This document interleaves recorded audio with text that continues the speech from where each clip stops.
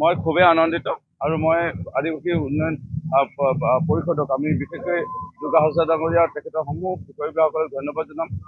2022 চনৰ 15 ছেপ্টেম্বৰ আজি এই দিনটোতে ঐতিহাসিক দিনটোতে আদিবাসী শান্তি চুক্তি দিৱস হৈছিল আৰু 23 চন 24 চন অসমৰ বিভিন্ন প্ৰান্তত অনুষ্ঠিত হ'ল। দ্বিতীয়বাৰৰ এই অনুষ্ঠানটি আমি জোৱাৰবাসী ৰাইজ মইনিবাসী ৰাইজ সবাইকমান আমাক অনুষ্ঠিত কৰিবলৈ সুযোগ দিলে আমি ধন্যবাদ জনাইছোঁ। এই মুহূৰ্ততে আমি মোৰ মনত পৰিছে সৰু কালৰ পৰা গুলি ফুটা বম ফুটাই অসমখনত দেখিছিলোঁ। আলফা শান্তি চুক্তি হ'ল, ডিমাচা শান্তি চুক্তি, কাৰ্বি শান্তি চুক্তি, ইয়াৰ লগতে আদিবাসী শান্তি চুক্তি। আজি শান্তি চুক্তি হোৱাৰ পিছত অসমখনত শান্তি এটা পৰিৱেশ এটা ঘূৰি আহিল। আজি এই আদৰণীয় পদক্ষেপ মাননীয় মুখ্যমন্ত্ৰী ডক্টৰ হিমন্ত বিশ্ব শৰ্মা ডাঙৰীয়াক এই চিগতে ধন্যবাদ জনাম। গৃহ মন্ত্ৰী কেন্দ্ৰ অমিত শ্বাহ ডাঙৰীয়া আৰু মাননীয় প্ৰধানমন্ত্ৰী মহোদয়ক ধন্যবাদ জনাম। মোৰ দৃঢ় বিশ্বাস আজি মাননীয় মহামহিম ৰাষ্ট্ৰপতি দ্ৰৌপদী মুৰ্মুক যেনেকুৱাকৈ মাননীয় দেশৰ প্ৰধানমন্ত্ৰী নৰেন্দ্ৰ মোদী ডাঙৰীয়া নেতৃত্বাধীন NDA তৰফৰ পৰা প্ৰক্ষেপ কৰি আজি ভাৰতৰ উচ্চতম শীৰ্ষতম যি আজি পদবী অৰ্থাৎ দেশৰ ৰাষ্ট্ৰপতি পদবীত আজি অধিষ্ঠ কৰিছে আদিবাসী লোকসকলৰ এগৰাকী প্ৰতিনিধি হিচাপে পোনপ্ৰথমবাৰৰ বাবে আজি ভাৰতৰ স্বাধীনতা হোৱা 80 বছৰৰ এই সময়কণত দেখা পাইছোঁ আদিবাসীসকল বহুত পিছুৱাই কোনো ৰাজনৈতিক দলৰ চৰকাৰে মৰ্মবেদনা বুজিব চেষ্টা নকৰিলে। কেতিয়াও দুৰ্গা হাজৰা দলৰ লোকসকলক মাতি আনি পেলাই কি অসুবিধা কি আপোনালোকৰ সমস্যা এবাৰ চুক্তি এটা কৰোচোন আহক, আমি আগবাঢ়োচোন আহক, গণতান্ত্ৰিক প্ৰক্ৰিয়াই এই কথাবোৰ চিন্তা নকৰিলে। আজি ভাৰতীয় জনতা পাৰ্টী চৰকাৰ কেন্দ্ৰ ৰাজ্যই যি উদ্যোগ ল'লে এইটো এটা আদৰণীয় পদক্ষেপ। মোৰ দৃঢ় বিশ্বাস ভৱিষ্যতৰ দিনত এটা নতুন মাইলৰ খুঁটা ৰূপে এই আদিবাসী শান্তি চুক্তিয়ে প্ৰেৰণ কৰিব। আজি তৃতীয় আদিবাসী শান্তি চুক্তি দিৱস হয়। এই আদিবাসী যেটো একৰ্ড, এই একৰ্ডখনি আমি সুদীৰ্ঘ 30 বছৰ দিন কষ্ট সংগ্ৰাম কৰি এই একৰ্ডটো পাইছোঁ।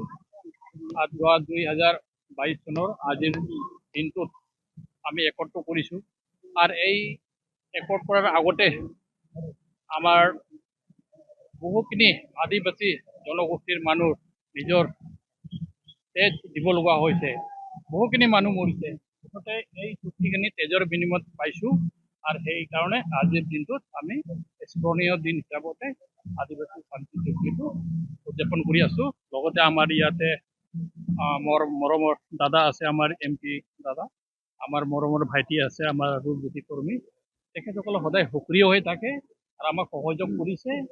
আৰু আজিও দেখিছে তেখেত দুইজনক সাধাৰণ ৰাজ্যৰ লগতে খোজ কাঢ়ি আছে, নেতা হিচাপত নহয়, আজি মানে ৰাজ্য হিচাপত খোজ কাঢ়ি আছে আৰু কি।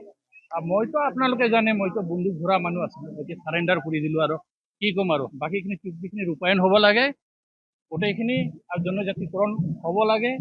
আৰু এই চাহ বাগানৰ মানুহবিলাকৰ যিখিনি আৰ্থিক দুৰৱস্থাটো চৰকাৰে বিবেচনা কৰিব লাগে, সেইবিলাকক ভাল হাজিৰাটো পাব লাগে। মানুহ হিচাপত আমি জীয়াই থাকিব বিচাৰোঁ। সেইখিনি আমাৰ অসমৰ ৰাজ্যটো কি প্ৰেৰণ কৰিম, ST পাব লাগে, আমি চুক্তি ৰূপেণ হ'ব লাগে।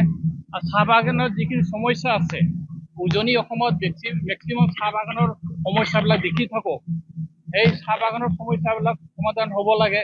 শ্ৰমিকসকলে মানে সঠিক যিটো পাওনা হাজিৰা, সেই অসমত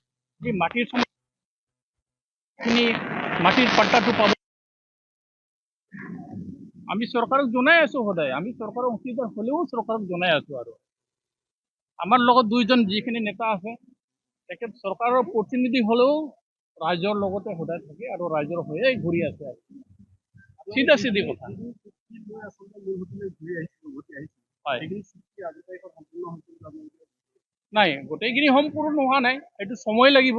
আমিও চৰকাৰ, দিল্লী চৰকাৰ, অসম চৰকাৰ প্ৰেছাৰ দি আছোঁ, লাগাতাৰ প্ৰেছাৰ দি আছোঁ। চুক্তি গোটেইখিনি ৰূপে নোহোৱালৈকে আমি প্ৰেছাৰ দি থাকিম, এইটো লিখাই আছে তাতে। প্ৰত্যেক 6 মাহেৰ অন্তৰে অন্তৰে আমাৰ ৰিভিউ মিটিং হয়, আমি উত্থাপন কৰি আছোঁ। আৰু